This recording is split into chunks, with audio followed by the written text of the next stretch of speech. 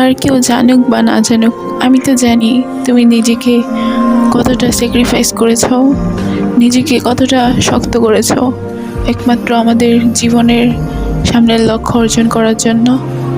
আশেপাশের মানুষগুলো এবং কি পাড়া প্রতিবেশী, নিজের ঘরের মানুষগুলো যখন বলে তুই কেন প্রতিষ্ঠিত একটা ছেলেকে পছন্দ করলি না, তখন গিয়ে খুব ইচ্ছে করে বলতে তাদের, তোমরা শুধু কেন প্রতিষ্ঠিতকেই দেখো, তোমরা একটা বেকার ছেলেকেও তো দেখতে পারো, তার মনটাকেও তো দেখতে পারো।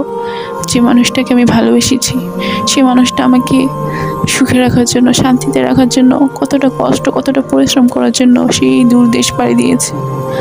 তার চেহারাটার দিকে তোমাদের দেখলে কি একটু মায়া হয় না? কিন্তু আমার তো অনেক কষ্ট হয়। তোমরা যখন তাকে কটু কথা বলো, তোমরা যখন তাকে ছোট করো, আমার ভিতরটা ফেটে যায়। তোমরা কেন এটা বুঝো না? আমি যে তাকে ভীষণ মায়া করি, আর তোমরা বুঝবাও না। তোমরা তো সব সময় আমাকে কথা শুনে আসো।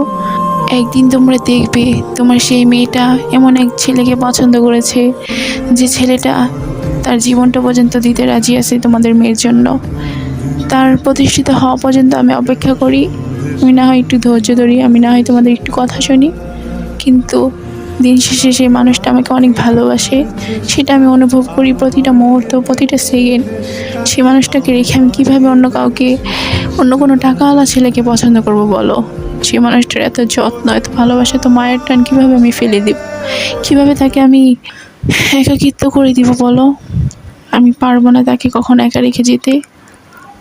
আমার মাবুদের কাছে বলেছি আমি, রব তুমি তাকে প্রতিষ্ঠিত করো,